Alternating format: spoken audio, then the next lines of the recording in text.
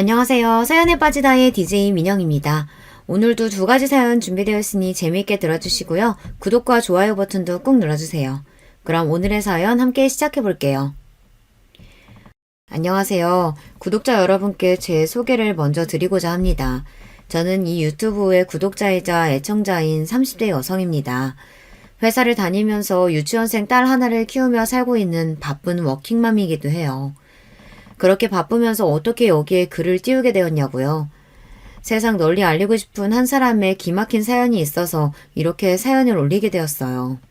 제가 보고 겪은 일이지만 요즘 특정인을 지칭하면 자칫 명예훼손을 당할 수 있다고 들어 이 글에는 가명을 사용하려고 하니 이해해 주시면 좋겠습니다. 대한민국의 평범한 중상층 가정에서 태어난 저는 부모님과 오빠 하나 있는 가족에서 평범하게 자랐습니다. 그나마 공부 하나는 잘하는 축에 들어 남들이 알만한 대학교를 졸업하고 바늘구멍 같은 취업시장을 운 좋게 뚫고 대기업에 당당히 입사했어요.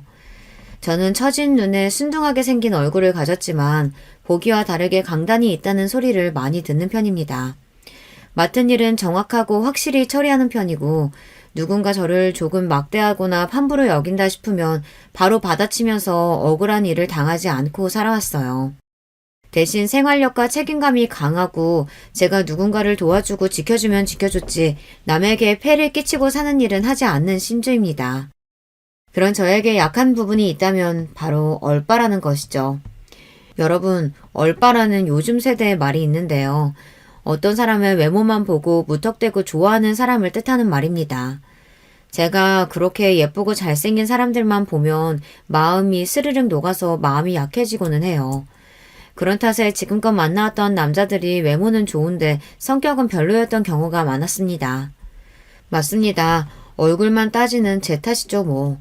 지금의 남편을 만나게 된 계기도 바로 제가 얼빠라서예요. 친구들과 잠실에 있는 놀이공원으로 놀러 간 적이 있었는데요. 놀이기구를 타려고 줄을 서고 있는데 제 앞에 서 있는 남자가 기가 막히게 잘생긴 거 있죠. 저는 두근거리는 마음을 진정할 수 없었고 제가 앞에 남자에게 꽂힌 걸 눈치챈 친구들이 장난스럽게 그 남자에게 말을 걸었습니다. 저기요, 제 친구가 대학한테 정말 뿅 간 것 같은데 어떻게 책임지실 거예요? 저는 얼굴이 시뻘개지고 그 말을 들은 잘생긴 남자도 부끄러워서 어쩔 줄 모르는데 제 여자친구들과 그 남자의 친구들끼리 웃고 난리가 났어요. 친구들이 유쾌하고 외향적인 성격이 많아서 우리들은 놀이공원에서 모두 다 같이 놀며 친해졌습니다. 친구들이 만들어진 기회로 저는 그 잘생긴 남자와 대화를 할 수 있었고 서로를 알아가는 시간을 가지게 되었어요. 저는 올해 30살 된 오진영이라고 합니다. 중소기업에 다니는 회사원이에요. 그쪽은요? 저는 이혜일이라고 해요. 28살이고 지금 대기업에 다니고 있어요. 남자는 저보다 2살 많고 회사와 대학교도 저보다는 떨어졌지만 그런 조건이 저에게는 대수롭지 않았습니다. 수줍음이 많고 점잖은 성격이지만 볼수록 잘생긴 얼굴에 그만 그 남자에게 더 빠져들고 말았어요. 적극적인 제가 그 남자를 리드하며 놀이공원에서 헤어진 뒤로도 자주 만남을 가졌습니다. 잘생긴 남자가 얼굴값 한다는 말이 있죠. 저도 지난 연애사에서 그런 경우를 당한 적이 있었지만 이 남자는 달랐습니다. 만나보니 사람이 의외로 진국이라서 저는 그를 놓치고 싶지 않아 공을 들여가며 잘해주었어요. 이 남자도 적극적이고 지적으로 보이는 제가 좋았다고 하네요. 우리는 연인 관계를 거쳐 결혼 이야기까지 나오는 사이가 되었죠. 남자친구의 조건은 일반적인 시각에서 그렇게 좋지만은 않더군요. 아버지는 어릴 때 사고로 일찍 여의고 남동생과 함께 홀어머니 밑에서 자라왔대요. 지금도 받은 월급 중 일부는 혼자 계시는 어머님 생활비로 드리고 있고 아마 앞으로도 그래야 할 거라고요. 우리 부모님은 자가집도 있고 연금도 다달이 충분히 나와서 자식들에게 의지하실 필요가 없으시죠. 그리고 저도 대기업 다니면서 돈도 열심히 모아서 결혼자금으로 1억 가까이 모았으니 조건은 제가 더 좋아 보였습니다. 그래도 그러면 어떻겠습니까? 제가 이 남자가 너무 좋아서 결혼해서 죽을 때까지 책임지고 싶은걸요. 친정부모님과 친구들의 만류를 뿌리치면서 저는 결혼을 강행했고 드디어 정식으로 부부가 되었습니다. 시모는 혼자의 몸으로 인천의 전셋집에서 오랫동안 사셨고 앞으로도 그럴 계획이라고 하셨습니다. 아닌 게 아니라 시모는 60대의 연세에도 불구하고 건강해 보이시고 외모도 젊어 보이셔서 혼자 계신 것이 걱정되지 않았습니다. 하지만 그분은 성격이 호락호락한 분은 아니시더군요. 결혼하자마자 저희를 시댁에 불러 앉혀놓고 이렇게 말씀하셨어요. 우리 집안에 네가 들어왔으니 맏며느리 역할은 잘 해야 하는 거 알지? 나처럼 자식들 을지 안 하고 혼자 사는 시모가 어디 흔하겠니? 그러니까 너희가 내 생활비랑 품위 유지비 다 내줘야 한다. 네, 그럼 어머님이 원하시는 금액이 구체적으로 어떻게 되는데요? 아니, 구체적? 원래 진영이 혼자 살 때도 나한테 다달이 60만 원씩은 보냈는데 이제 며느리도 왔고 또 너도 대기업에 다니고 하니 세상에나 저 깜짝 놀랐어요. 남편 월급이 240만 원밖에 안 되는데 그중 4분의 1을 어머님이 받으신 거예요? 그러니까 그이가 돈을 못 모았죠. 진영 씨가 모은 돈이 5천만 원뿐이라 제가 돈 1억 하고 친정에서 빌려주셔서 저희 신혼집 마련한 거잖아요. 시모는 제 말에 꽤 당황하신 것 같았어요. 아니 얘, 시어머니 말 끊지 말고 끝까지 좀 들어라. 상황이 이렇다 보니 전에 받았던 돈 정도는 우리 한국 사회에서 남자가 집해오고 여자가 혼수해야 하는 건데 도리어 우리는 그 반대가 되어버렸으니 어머님이 얼마나 속상하시겠어요. 그러니 앞으로는 저희가 열심히 아끼고 돈 모아서 꼭 집 살게요. 아무리 저희가 돈이 없어도 어머님 용돈으로 매달 60만 원씩은 그대로 드릴게요.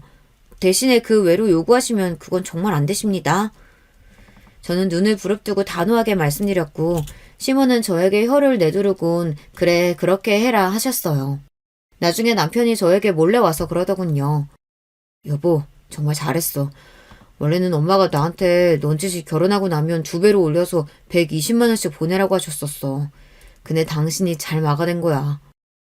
그 이후에도 시모가 김장하러 와라, 몸이 아프니까 마사지 보내달라, 명절이나 생신도 아닌데 씩씩콜콜 저를 부르실 때마다 저는 분명히 선을 그었습니다. 좀 냉정해 보일지 모르지만 초반에 그러지 않으면 분명히 며느리인 저를 부려먹고 돈을 달라고 매벌 그러실 분 같았기 때문이에요.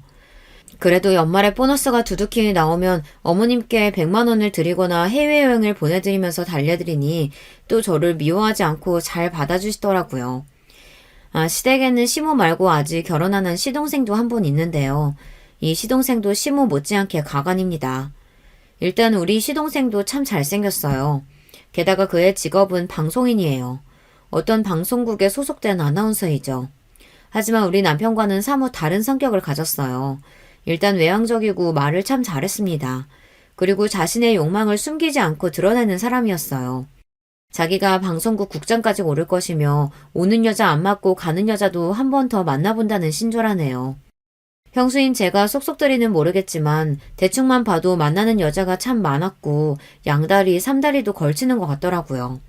그래서 저는 서방님이 결혼은 안 할 줄 알았어요. 물론 직업 탄탄하겠다, 외모 좋고 여자들에게 인기도 많을지언정 저렇게 한 사람에게 만족하지 못하고 여러 여자를 탐닉하고 다니니 결혼이라는 굴레에 갇힐 사람이 아니라고 생각했거든요. 그런데 의외로 서방님은 어느 날 갑자기 결혼할 여자를 시댁집에 데려왔다는 겁니다. 무척이나 궁금해진 저는 서방님이 집에 결혼할 아가씨를 데려왔다는 소식에 한달음에 시댁으로 왔어요. 여간에서는 시모 때문에 시댁 방문을 잘 안 하지만 제 스스로 이렇게 온 적은 처음이네요. 서방님 옆에 있는 아가씨는 순간 모델인 줄 착각했습니다. 키가 크고 마른 몸을 한 자태가 여자들이 딱 부러워할 만한 몸매에다가 얼굴도 예뻤어요. 역시 서방님답게 외모를 보고 여자를 골랐구나 하고 생각했죠. 우리 애가 늦게 결혼할 줄 알았더니 덜커덕 이렇게 장가가겠다며 갑자기 아가씨를 데려왔으니 내가 좀 놀래버렸네. 그럼 아가씨는 직업이 뭐유? 네, 어머님. 전 여대 앞에서 작은 카페 운영하고 있어요. 원래는 모델 지망생이었는데 마땅히 직업 없이 있으니까 걱정되신 친정아버지가 하나 차려주셨거든요. 에이, 작은 카페? 그냥 가게 하는 자영업자구만. 내 아들이 방송국 아나운서인데 아가씨 직업이 아무래도. 그럼 친정에 재산은 좀 있으신가? 노골적인 시모 때문에 그 아가씨는 당황하는 기색을 보였습니다. 어머니, 그런 질문을 바로 하시면 동생 여자친구가 당황하죠. 죄송해요. 저희 어머님이 동생에 대한 기대가 어릴 때부터 너무 크셔서 그래서 자세히 물어보시는 거니까 이해해 주세요.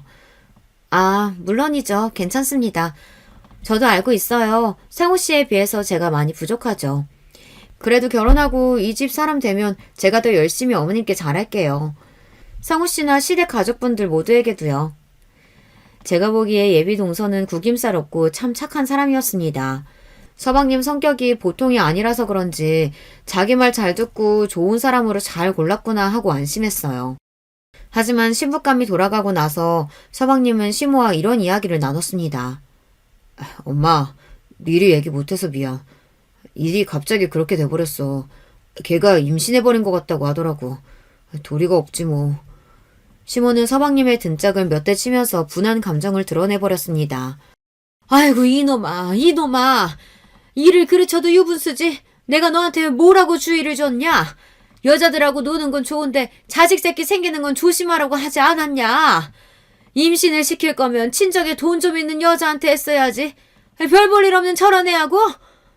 똑똑한 척 혼자 다 하더니. 에휴. 제가 보기에는 어디 가도 예쁨 받을 외모와 성격을 가진 훌륭한 규시인 것 같은데 시모와 서방님은 자기들 성에 차지 않는 조건을 가진 동서를 처음부터 마음에 들어하지 않았습니다. 그나마 저는 결혼할 때 남편보다 조건이 좋고 그랬음에도 저에게 잘해주기는커녕 사사건건 참견하고 돈을 요구하는 시모였습니다. 초반에 기싸움도 제가 졌더라면 아마 더하면 더했겠죠. 앞으로 동서의 시댁 생활이 괜찮을까 하고 염려가 되었던 것도 솔직한 심정이었어요.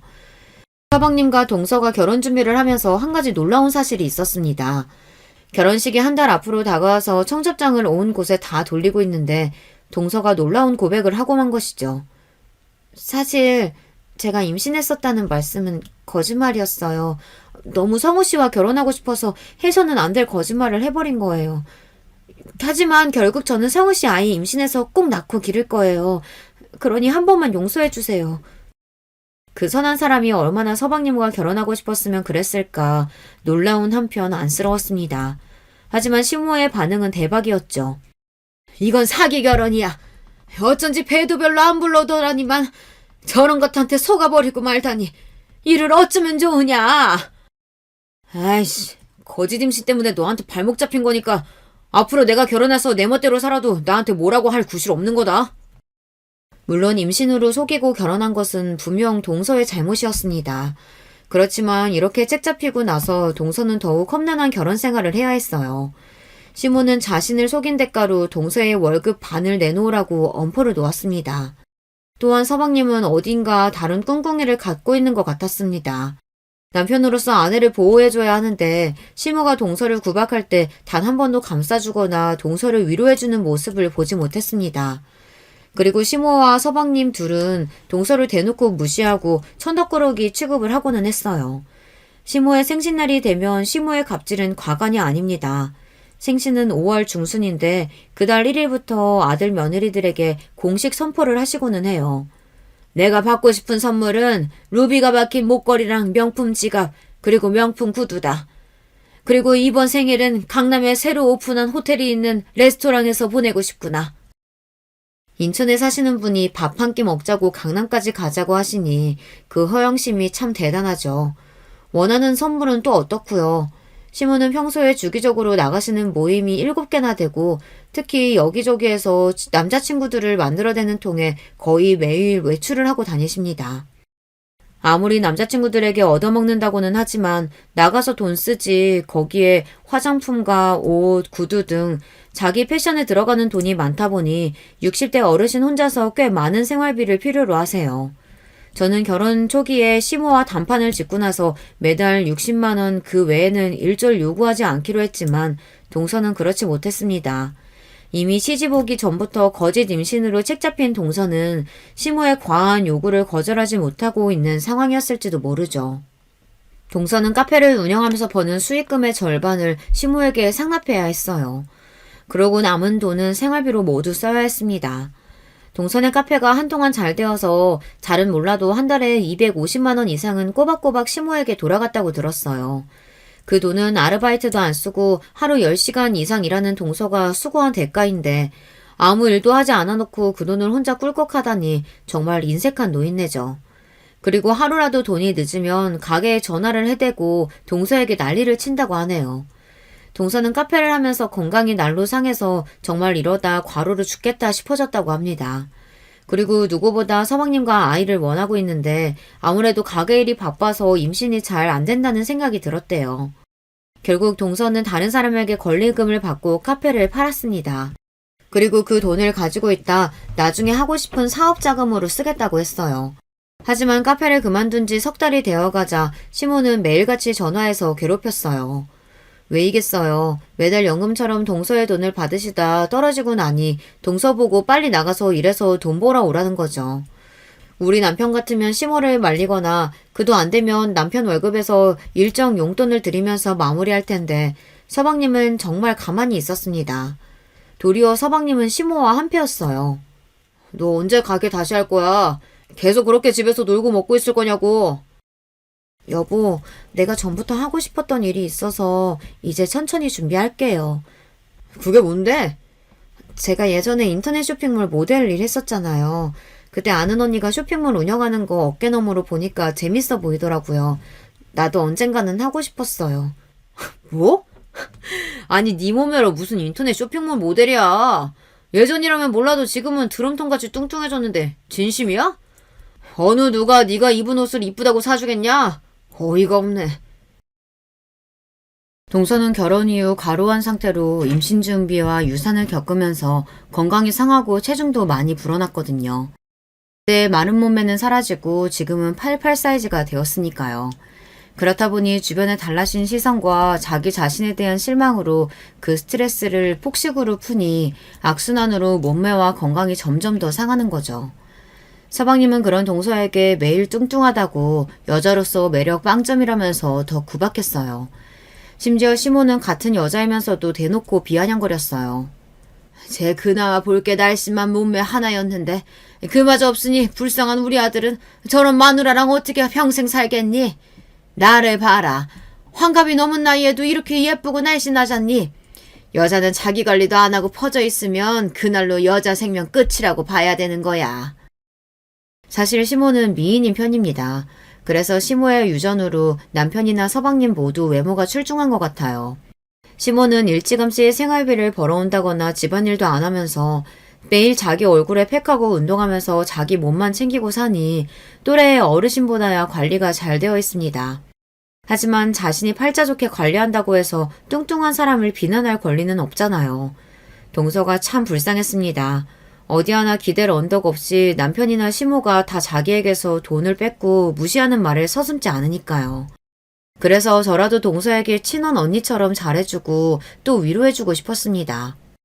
동서가 체중이 불어도 원래 미인이라 난 괜찮아 보이던데 동서, 내 생각에는 세상 사람 대부분은 동서 지금의 몸매를 가진 경우가 훨씬 많지 않을까? 왜 모델이 빼빼 마르기만 해야 돼? 평범하거나 체중이 좀 나가는 사람들도 옷은 꼭 필요하고 그들도 패션에 관심 많을 텐데 아예 그런 사람들을 겨냥한 옷을 팔아봐. 동서는 저의 제안을 진지하게 고민했고 정말로 빅사이즈 전문 인터넷 쇼핑몰 사업을 시작했습니다. 초기 사업 자금이 부족하기도 할 것이고 새로운 도전을 시작하는 동서를 응원하고 싶어서 동서의 은행 계좌로 1천만 원을 송금해 주었어요. 형님이 주신 아이디어만으로도 감사한데 어떻게 1,000만 원까지 주셨어요. 저 이 돈 못 받아요.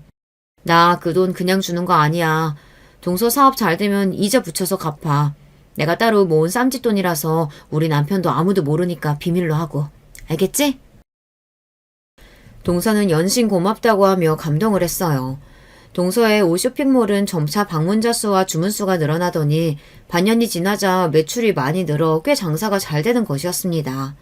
동서가 옷 모델로 사진을 찍어 올려놓는데 얼굴이 이쁘고 다리도 긴 것이 확실히 옷태가 좋아 보였어요.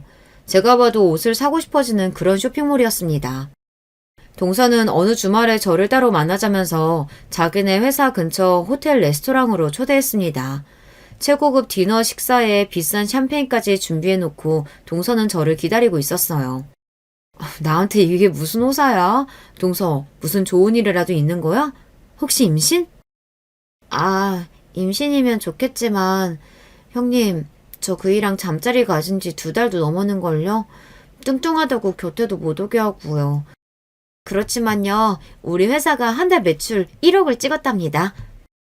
동서는 쇼핑몰이 잘 되자 너무 좋아했습니다. 그리고 이것은 다 제 덕분이라며 축하 파티를 함께 하고 싶었다네요.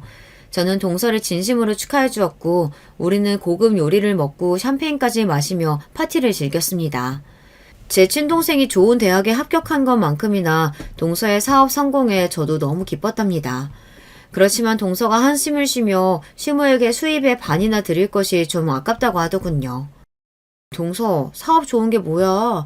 모든 소득을 꼭 시모에게 투명하게 공개할 필요 없지. 어차피 사업에서 얻은 소득이 다 동서 것은 아닐 거 아냐. 맞아요. 아직은 쇼핑몰에 투자할 것도 많아요. 그래서 저는 월급 사장처럼 당분간 수익의 대부분을 사업에 투자하려고요. 그럼 동서의 월급을 얼마로 딱 정해놓고 그거에 반만 드린다고 해.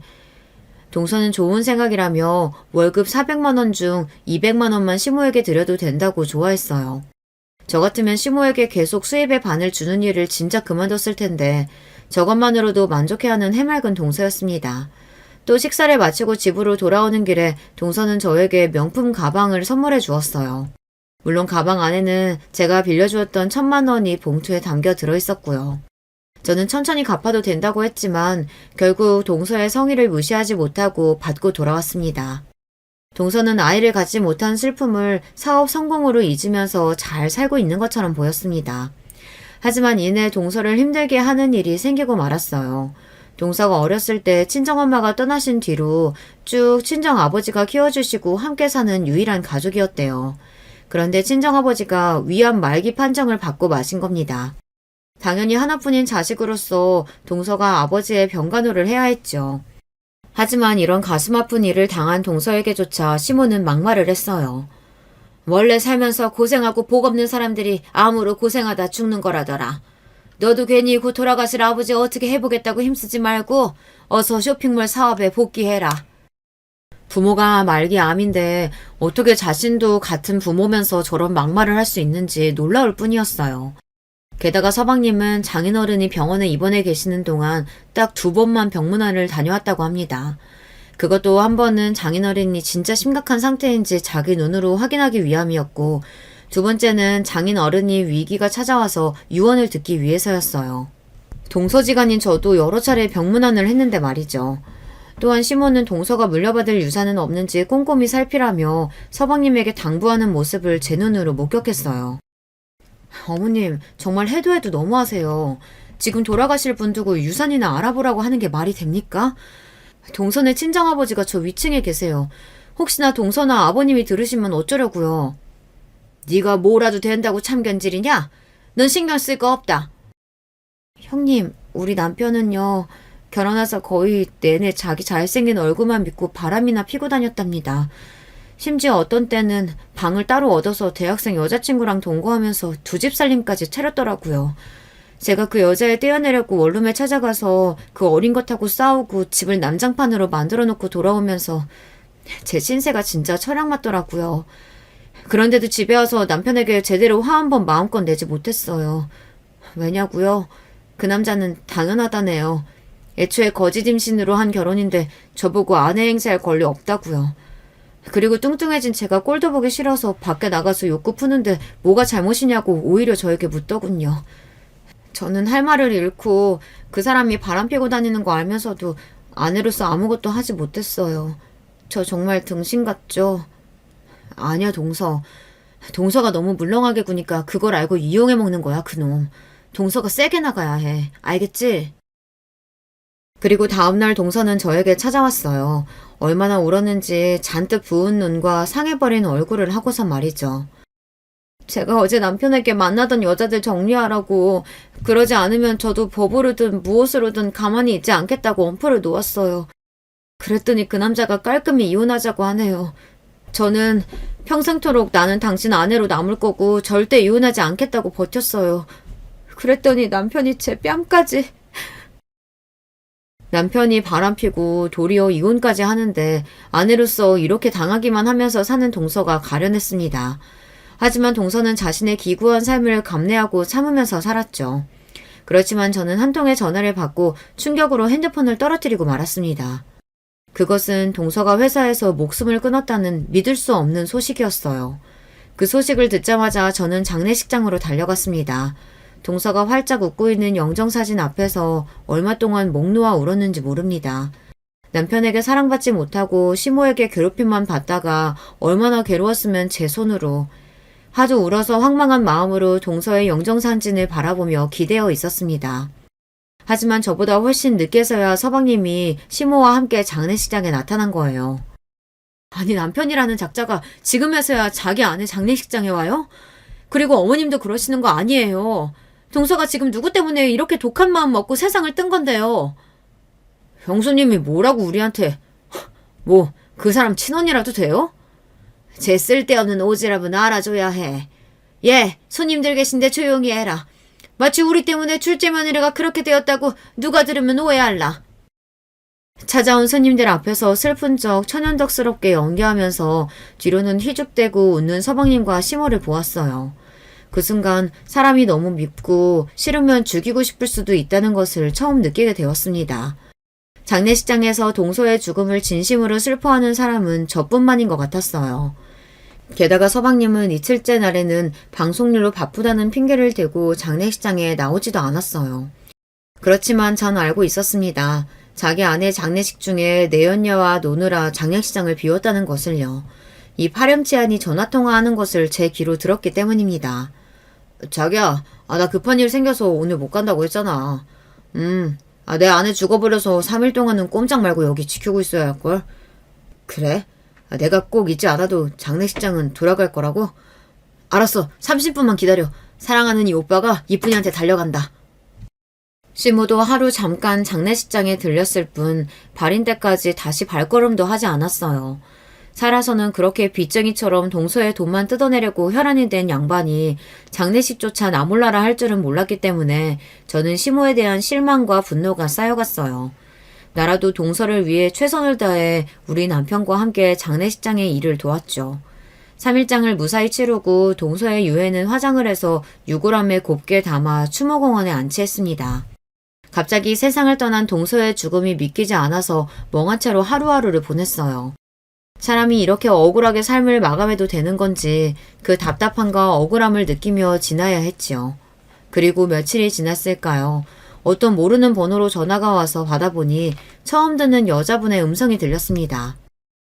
안녕하세요. 저는 박선영의 친구 서민영이라고 합니다. 얼마 전 장례식장에서 배웠었죠. 제 친구가 죽기 전에 형님에 대한 이야기를 자주 했었는데 진심으로 자기 편이고 친언니처럼 잘 대해준다 그랬어요. 그 여자의 말을 들으며 기억을 더듬어 보니 제 머릿속에 떠오르는 한 여자가 있었습니다. 동서의 장례식장에서 동서의 친구라며 혼자 찾아온 여자가 있었어요. 이틀 동안이나 장례식장에 와서 육개장 한 그릇과 소주 반 병을 비우고 가만히 앉아 있었습니다. 그녀의 모습만 봐도 전 알 수 있었어요. 진심으로 슬퍼하고 울어준 동서의 진짜 친구라는 것을요. 바로 그 친구가 저에게 전화를 했고 기니 할 말이 있다면서 만나기를 청했습니다. 그리고 곧바로 우리는 한 카페에서 만났죠. 어서 오세요. 제가 전화드린 서민영이라고 합니다. 제 친구 선영이의 억울함을 이해하고 그 아이를 그렇게 죽게 만든 사람들이 누구인지 우리는 알고 있을 것 같군요. 그 친구는 자기 명함을 저에게 보여주었는데 그녀는 글쎄 대형 로펌의 변호사인 거예요. 언니라고 부를게요. 괜찮으시죠? 선영이의 죽음 앞에서 언니는 이대로 가만히 있을 수 있어요? 저는 못 참겠어요. 그리고 불쌍한 선영이를 몇 번이나 말려봤지만 제가 역부족이라서 막을 수가 없었네요. 너무 미안해요. 제 친구한테. 정말 착한 아이였는데. 사실 나도 동서가 왜 그렇게 되었는지 대략 알고 있는 사람으로서 그 나쁜 사람들은 웃으면서 잘 지내고 있는데 우리 착한 동서만 왜 죽어야 했는지 생각할수록 억울하고 화병이 날 지경이에요. 할 수 있다면 동서 대신 제가 복수해주고 싶어요. 맞습니다. 그 복수를 우리가 해주기로 해요. 저는 이전부터 선영이의 법률 자문이기도 해서 그 아이가 형님께 남긴 유언장을 보여드리고 앞으로 우리가 도모의 일들을 상의하기 위해 만나자고 연락드린 거예요. 저는 친구분이 건넨 동서의 유언장을 읽기 시작했죠. 저는 언니가 없었지만 형님이 언니처럼 제게 잘해주셔서 세상에 좋은 사람도 있고 내가 의지할 곳도 있다는 좋은 마음 하나 안고 떠납니다. 더 이상 세상을 살아갈 의지와 희망을 잃고서 사실 자살 시도 전에도 한 적 있었어요. 그때는 친구 민영이의 도움으로 살아나긴 했는데 아무래도 제가 이 세상에 살 의미는 없는 것 같아요. 그래서 결국 이렇게 한심한 짓을 또 하게 되었네요. 제가 자살을 하지 않았더라도 아마 남편 때문에 결국은 죽고 말았을 거예요. 그 남자는 아내인 저를 두고도 대놓고 다른 여자들을 만나고 다니면서 정신적으로 저를 죽였습니다. 그리고 어느 순간 제 도장을 이용해서 몰래 사망보험을 들어놓고 저를 죽일 계획까지 하고 있었던 거예요. 최근 들어 제 몸이 안 좋아지면서 사업 정리하려고 하자 시모와 남편은 제가 이용 가치가 떨어졌다고 생각한 모양이에요. 시모는 제게 문자나 전화로 자식도 못 낳는 네가 돈도 안 벌면 뭐하러 내 아들 옆에 살아있냐. 그냥 죽어라 죽어. 이렇게 심한 막말까지 서슴지 않았어요. 피로가 극심해서 일을 쉬고 집에서 시체처럼 퍼져 있는데도 피로가 풀리지 않고 상처도 잘 낫지 않는 등 제 건강이 이상한다는 것을 느끼고 병원에 가서 검사를 했어요. 검사 결과 제가 비소 중독에 걸려있다는 것입니다. 자기 전에 차 마시는 제 습관을 알고서 남편이 거기에 비소 독을 조금씩 탔던 모양이에요. 저와 사랑했던 사이였고 결혼까지 했던 남자가 이제는 제가 필요 없다고 천천히 독살하려고 했다는 속셈을 알고 충격을 받고 말았어요. 남편이 전부터 새 여자친구와 결혼하는데 제가 걸리적거린다는 말을 해왔는데 그것이 진심이었다는 것을 깨닫고 바로 이혼 서류에 도장 찍고 집에서 나왔습니다. 갈 곳 없는 저는 그동안 문 닫은 회사에서 사발면만 먹고 자고 지냈어요. 정신의학과 치료도 받아보고 했지만 저의 머릿속에는 시모와 남편이 외쳤던 말이 울려 퍼지고 있었어요. 죽어라 죽어. 난 살 가치도 없다. 결국 못난 선택을 하고야만 저를 용서해 주세요. 그동안 회사에서 얻은 수익금으로 서울에 있는 건물 하나를 샀습니다. 그 건물 월세 받으면서 남편이랑 시모 모시고 형님께도 나눠드리면서 오순도순 살고 싶었지만 그 많은 재산이 무슨 소용이겠어요. 제가 세상에서 믿을 분은 형님뿐이니 그 건물은 형님께서 맡아주세요. 그리고 한마는 제 인생 위에 유용하게 써주시리라 믿어요. 이만 안녕히. 얼마나 외롭고 힘들었으면 극단적인 선택을 하고야 말았을지 동서의 절절한 사정을 알고 나니 더욱 가슴 아팠습니다. 동서의 친구인 변호사와 저는 합심해서 동서의 복수를 해주기로 결심했습니다. 저는 시댁에 서방님이 방문한 날 쳐들어갔습니다. 우리 동서 죽인 주인공 둘이서 또 무슨 작당 모의 중인지 모르겠네요. 서방님은 아내 상중인데도 너무 희희낙낙하시네요. 어차피 돈도 못 벌고 우울증이나 앓다가 가네다. 그렇게 의지가 없어서야. 차라리 잘 됐지 뭐니. 우리 아들 젊을 때 스스로 사라져줬으니. 우리 동서는 쇼핑몰 대박 사업가고 큰돈 벌어서 서울에 100억 넘는 건물도 가진 부자였는데요. 동서가 나한테 유산으로 물려줬어요. 뭐? 쇼핑몰 인수금액이 그렇게나 컸다고? 서울에 있는 100억대 건물? 그럴 리가 없어. 그 여자 쇼핑몰에서 집에 가져오는 돈이 300만 원도 안 됐는데 어떻게 그런 일이 있을 수가 있어? 형수님 지금 다 열받으라고 거짓말하는 거죠? 궁금하면 건물 등기부 보여줄 테니 조사해 보던가. 아내 귀한지 모르고 구박하고 업심여기더니 꼴 좋다. 황금알을 낳는 거위를 네 손으로 쫓아낸 격이야. 어떻게 그런 짓까지 했어? 동서를 독살까지 하려고 했다면서 그깟 생명보험금 5억 때문에. 우리 동서는 100억이 넘는 가치의 여자였다고. 그 양큼한 년. 곰 같은 줄 알았더니 상여우였네. 제 회사가 그렇게 잘 나가는 거면 시부모, 지 남편, 자식 식구부터 챙겨야지. 생판 남인 큰며느리한테 그걸 다. 아이고 아까워라 그 돈. 아이고 그 건물. 아직도 반성하지 못하고 동서의 재산만 노리고 있는 서방님과 시모를 보고 나니 말로 훈계할 일이 아니라는 생각이 들었습니다. 그들에게 제대로 죗값을 치르도록 해주겠다고요. 내가 아내를 죽이려고 했다고? 형수가 어쩔 건데? 내가 아내 독살했다는 증거라도 있어? 이미 걔는 죽어서 몸뚱아리 화장까지 했는데 무슨 수로 증거를 찾겠어? 그래, 물론 법적으로는 지금 그걸 증명할 방법은 없지.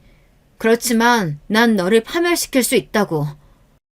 저는 동서가 비소 중독에 걸렸던 병원 검사 결과를 사진 찍어 함께 올린 장문의 글을 인터넷에 쓰기 시작했어요. 제목은 L 방송사 모 아나운서의 천인공노할 짓을 고발합니다. 라고요. 실명을 밝히게 된다면 저도 명예훼손이 될 수 있다고 하더군요. 짐승 같은 짓을 하고도 겉으로는 지적인 척 행세하고 다니는 모 아나운서에 대해 그 잘못을 알리지 않는다면 또 다른 피해자를 낳을 수 있다고 생각해 알립니다. 저는 피해자의 가족이며 그 피해자는 바로 모 아나운서의 전 부인입니다. 그 아나운서는 허구한 날 바람을 피고 다녔습니다. 특히 공인이라는 자신의 위치를 이용해서 세상 물정 모르는 여리고 예쁜 연예인, 아나운서, 지망생을 건드렸으니 더 악하죠. 그들에게서 본인이 원하는 것을 취한 뒤 버려버리는 수법으로 자주 여자를 갈아치웠습니다. 이미 결혼한 유부남인 말입니다. 그의 아내는 이 사실을 모를 리 없습니다. 이 나쁜 놈은 아내에게 뻔뻔하게 자신이 바람피는 사실을 숨기지도 않고 도리어 아내에게 인신공격을 해댔으니까요. 임신 시도와 유산으로 몸이 망가져서 급격히 살이 찐 아내에게 돼지년이라고 욕하고 그런 아내 때문이라고 자신의 바람을 정당화했습니다. 뿐만 아니라 그 아나운서와 그의 모친은 사업을 하는 아내에게 과한 돈을 요구했습니다. 그리고 어린 여자친구와 재혼하겠다며 아내에게 이혼을 요구했으나 그 요구를 들어주지 않자 손찌검까지 하는 상황에 이르렀습니다. 여러분, 이 아나운서의 악행은 이뿐이 아닙니다. 그랬다면 저도 이렇게 공론화까지 하지 않습니다. 제가 알리고 싶은 것은 그는 살인이라는 범죄를 저질렀음에도 아무 처벌을 받을 수 없기 때문입니다. 그는 아내의 이름으로 사망보험을 몰래 들어놓고 독극물 살인 미수를 저질렀습니다. 다행히 아내는 이를 알아채고 그로 인해 사망에 이르지는 않았지만 말입니다. 그렇지만 아내는 결국 그녀를 사망에 이르게 만들고 말았습니다. 자기 남편이 자신을 죽이려고 했던 사실과 정신적, 신체적인 고통을 지속적으로 받으면서 그녀는 피폐해질 대로 피폐해져 결국 자살이라는 끔찍한 선택을 하고야 말았습니다. 그런데 이 아나운서는 그 여자의 부검도 할 수 없는데 자기 죄에 대해 증거가 없지 않냐면서 뻔뻔하게 나오고 있습니다. 여러분, 세상에 이렇게 나쁜 놈이 텔레비전에 대중 앞에 나와서 방송을 한다는 것이 말이나 됩니까? 이제는 악마 같은 그 아나운서의 이중적인 모습이 세상에 드러나야 합니다. 그래서 여러분의 힘을 합쳐서 이 사람에게 벌을 내려줍시다. 제 글은 일파만파 퍼졌고 글을 본 많은 사람들은 제가 실명을 밝히지 않았음에도 금세 서방님이 저 글의 주인공이라는 것을 알게 되었습니다.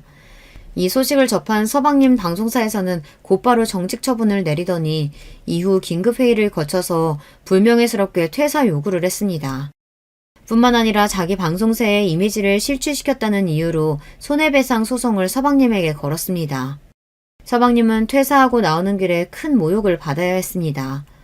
함께 웃고 지냈던 동료들은 싸늘한 시선으로 거들떠도 안 보고 심지어 서방님 자리에 쓰레기를 던져댔습니다. 사실 저는 그놈의 불명예스러운 말로를 직접 목격하고 싶어서 그 방송사 로비에서 지켜보고 있었습니다. 자기 짐을 챙겨 나오는 서방님에게 저는 비웃음을 날려주었죠. 꿀 좋다. 뭐? 네가 한 짓을 증명할 수 없을 거라고? 이제 네 짓거리는 하늘이 알고 세상이 다 알게 되었어. 앞으로 어떻게 살아갈래? 너 인터넷에 글쓰게 너지? 왜 나한테만 뭐라고 하냐고. 아내 생명보험 타게 죽이라고 독살 방법 알려준 것도 우리 엄마야. 사업하는 아내한테 돈 타내라고 옆에서 부추긴 것도 다 우리 엄마가 한 건데 왜 나한테만 다들 이러냐고. 아이씨, 억울해 미치겠네. 정말 놀랄 이야기였습니다. 지금까지 모두 서방님이 한 짓인 줄 알았는데 그 배후에는 시무가 있었던 거예요. 그리고 서방님은 잡아 죽일 듯이 저에게 달려들었어요. 이 썩을 년, 너는 무사할 줄 알아? 그때였습니다. 어떻게 한 것인지 방송사 앞에 찾아온 광분한 시민들이 서방님을 알아보고는 달걀을 투척하고 욕을 했습니다. 너 같은 놈은 사람도 아니야. 앞으로는 평생 욕먹고 고통당해야 돼. 착한 조광재철 그렇게 죽게 만들어? 앞으로 우리가 너 지켜볼 거야. 너는 사회생활도 결혼도 못하게 만들어줄 거다. 성난 시민들에게 수모를 당한 서방님은 무슨 일이라도 당할까 급히 자기 차에 타고 도망갔습니다. 아, 시모가 그런 짓을 했다니 시모를 더욱 용서할 수 없었습니다. 곧바로 동서의 친구에게 이 사실을 알리고 시모에게 경악할 복수를 시작했어요. 시모는 젊었을 때부터 남자친구가 늘 있었다고 대놓고 말했습니다. 남편을 일찍 상처해서 혼자 된 몸으로 남자를 만나는 것 자체가 무슨 흠이겠습니까? 하지만 이 남자 저 남자 다 흘리고 다닌 통에 환양여다, 남자라면 사죽을 못 쓰는 가부다 해가며 동네에 소문이 날 정도였어요. 그래서 시모는 물론이고 남편과 서방님까지도 그런 여자의 자식이라면 물건 안 판다고 거부하는 동네 상인 여사장들도 있었다니까요. 그래서 남편은 그런 엄마가 어릴 때부터 무척 부끄럽고 여자에 대한 안 좋은 선입견이 있었다고 저에게 고백한 적이 있습니다. 시모는 이 동네에서 남자 문제로 분란이 생기면 바로 다른 동네로 이사를 가는 등 어디 한 곳에 정착하지 못하고 자주 이사를 다녔다고 하네요. 이렇듯 시모의 심한 남성 편력은 지금도 변함없습니다. 자기가 하는 모임이 등산 모임부터 해서 7개나 된다고 왕성한 활동을 자랑하곤 하지만 실은 모두 그런 모임에서 어떤 남자 하나 물어볼까 하는 의도가 다분하죠. 예전에도 한번 유부남을 꼬시고 놀다가 부인에게 간통죄 고소를 당한 적이 있었다고 합니다. 지금 60대의 지긋한 나이임에도 불구하고 시모는 아직도 정신 차리지 못하는 것 같아 보였어요. 그래서 저는 이 점을 이용하고자 했습니다. 변호사 친구는 시모가 만나고 다니는 남자들을 조사했고 그들의 인적사항을 파악했습니다. 50대 일용직 근무자부터 70대 후반에 은퇴한 공무원까지 혼자인 분도 있었지만 유부남도 있고 참 다양한 남자들을 시모는 한꺼번에 만나고 있더군요. 우리는 그 사람들의 자식과 아내에게 시모가 그 남자들을 만나고 다닌 증거 사진과 시모의 연락처 등을 우편으로 보냈습니다. 그리고 얼마 뒤 저는 시댁에서 좋은 구경을 할 수 있었죠. 우편으로 자신의 남편, 아버지의 불륜녀인 시모를 응징하기 위해 가족들이 찾아온 거예요. 너 이년이? 멀쩡히 아내가 살아있는 유부남을 꼬셔냈다지? 오늘 내 손에 명줄 잡혀봐라 어디? 우리 아버지가 결혼하고 싶다고 한 여자가 당신이에요? 아니, 곱게 늙어야지. 그 나이에 꽃뱀도 아니고 왜 당신이 우리 아버지 연금이랑 우리 집에 왈가왈부하는 거야? 우리 자식들은 절대로 당신 같은 천박한 늙은 여우가 우리 아버지 꼬드기는 거 못 참으니까 또 한 번만 만나봐요. 화가 난 여러 사람들에게 둘러싸인 시모는 자기가 저지르고 다닌 짓이 있으니 입이 10개라도 할 말이 없을 줄 알았어요. 하지만 시모는 서재는커녕 그들에게 고개를 빳빳이 들고 뻔뻔한 소리를 해댔습니다. 어따 대고 내 이 이쁜 얼굴에 손대려고 해. 흠집만 내봐 아주. 그리고 내가 꼬시긴 뭘 꼬셔. 워낙 예쁘고 젊어 보이니까 할배들이 알아서 달라붙는 거지. 남편 관수, 아버지 관수 잘했으면 그 남자들이 그랬겠냐고. 왜 나한테만 지랄이야? 이러니 그들이 시모를 가만두겠습니까? 머리를 쥐어뜯고 시모의 얼굴에 손을 대고 아수라장이 따로 없었죠. 시모는 이러다 죽겠다 싶었는지 주변을 두리번거리다가 저 멀리 보이는 저를 발견하고는 얘 그 며느리야. 이러다 나 죽겠다. 경찰 좀 데리고 와라. 이 사람들 좀 말려봐. 하지만 저는 시모를 도와줄 생각이 전혀 없었죠. 빙그레 웃으면서 잠자코 보고만 있었습니다. 시모는 톡톡히 죗값을 치러야 하니까요. 당신이 저지른 일에 대한 대가는 받으셔야죠. 죄 없는 우리 동서는 당신 새치여 때문에 하늘나라로 가는걸요. 그리고 저는 집에 돌아와서 남편에게 지금까지 제가 보고 들은 이야기를 모두 털어놓았습니다. 자기 엄마와 동생이 그 정도로 파렴치한 짓을 벌였을지 까맣게 모르고 있던 남편은 적잖이 충격을 받고 말았어요. 당신이 선택해.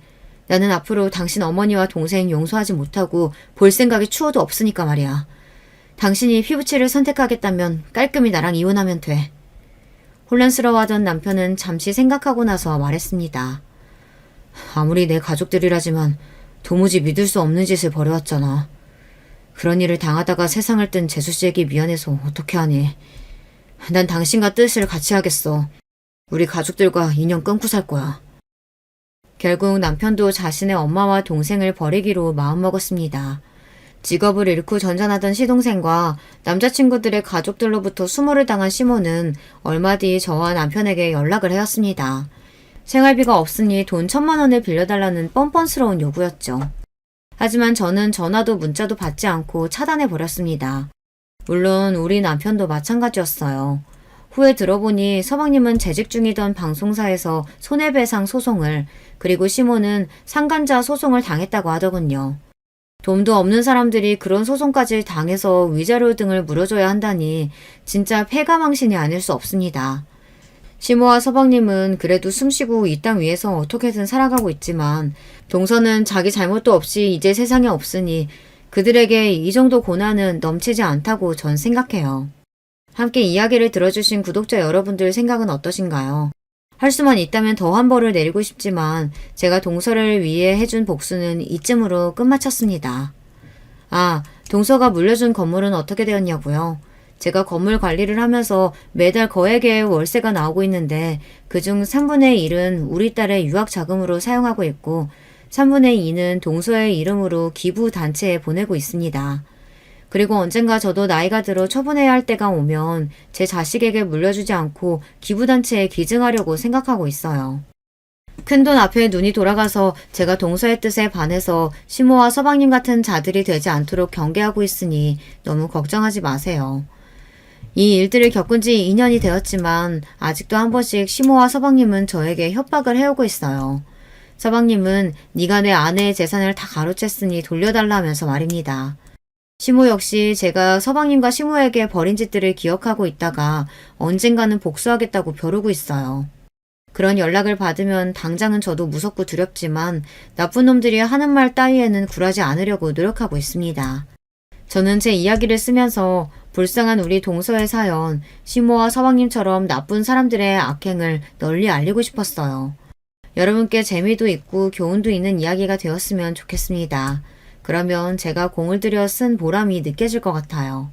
저는 여기에서 인사를 드리며 마무리해 볼게요. 함께 해주셔서 감사합니다. 여러분, 두 번째 사연 시작하기 전에 좋아요, 구독 꼭 눌러주실 거죠? 그럼 두 번째 사연 바로 시작합니다. 안녕하세요. 저는 충청도의 어느 안락하고 풍경 좋은 동네에 살고 있는 중년 남잔데요. 제가 귀가 심심할 때마다 습관적으로 틀어놓고 나는 사연에 빠지다 채널에 제 얘기 한번 보내봅니다. 여러분도 살면서 한 번쯤 이런 기분 들 때 있지 않으신가요? 자기가 살아온 이야기를 남에게 주절주절 떠들고 싶어지는 기분이요.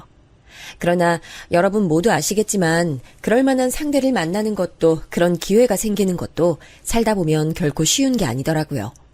아무도 저를 모르시기 때문에 그만큼 허심탄회한 심정으로 제 얘기를 써내려갈 수 있음에 저는 이 시간을 감사히 여기렵니다. 매년 이맘때쯤이면 저는 생각이 많아져요. 왜냐하면 제 단 하나뿐이던 남동생의 기일이기 때문입니다. 나이 차이가 좀 나는 탓이었는지 아니면 타고나길 다른 성정이었기 때문인지 솔직히 저와 남동생이 살가운 형제는 아니었죠. 그러나 분명한 건 제가 끔찍하게 남동생을 속으로 아껴왔다는 사실입니다. 저는 가족에 대한 애착이 원래 유별났던 사람이었고 남동생은 그 반대에 가까웠으므로 홀연히 세상을 떠나면서 남동생이 홀가분해하진 않았을까 이런 슬픈 짐작을 저는 종종 했습니다. 남동생이 세상을 떠났을 당시 나이는 고작 31살, 만으로 29이었습니다. 술을 마시고 인적 드문 저수지를 거닐다가 어느 순간 남동생은 물에 빠졌습니다. 어떻게 된 경위인지는 주변에 카메라 한 대 없는 곳이기에 지금까지도 알지 못합니다. 술에 잔뜩 취해 있었다는 것과 혼자 그곳에 갔다는 것과 결국 그 저수지에서 싸늘한 주검으로 발견됐다는 것, 이 세 가지만이 정확한 진실이죠. 인맥도 없어서 초라하기 짝이 없었던 장례식장에는 그럼에도 곡소리가 끊이질 않고 울려 퍼졌습니다. 이럴 수 없어. 안 돼. 애가 이제 초등학교 들어갔는데 당신 이렇게 떠나버리면 남은 긴 세월 나 혼자 어떻게 하라는 거야. 당신 분명 애가 대학 갈 때까지 책임지고 돈 많이 벌어오겠다고 했잖아. 재수씨, 이러다가 또 실신할 수도 있어요. 힘드신 심정은 알겠지만 조금만 진정하세요. 아이 생각도 해주셔야죠. 진정? 내가 지금 진정하게 생겼어요? 돈 많이 벌어오겠다더니 그 말 지키지 못할 것 같으니까, 지킨 적 없으니까, 그게 스스로도 창피하고 현실이 무서워서 그 사람 스스로 세상 떠난 거예요. 천하의 비겁한 자식. 제 동생 그런 식으로 매도하지 마세요. 아무리 재수씨라 할지라도 화가 나는 거 쉽게 참을 수 없으니까요. 화가 나시면 뭐 어쩌실 건데요. 형제가 똑같이 못났으면서 괜히 착한 척 하실 필요 없어요. 그래봤자 아주버님도 그 사람처럼 똑같이 못났다는 사실 안 바뀌어요. 거의 제정신이 아니었던 재수씨를 상대하는 건 정말 힘든 일이었죠. 눈에 핏발이 선 재수씨 모습은 거의 섬뜩했습니다. 재수씨는 제 남동생이 스스로 생을 마감했다 여겼지만 제 생각은 달랐습니다.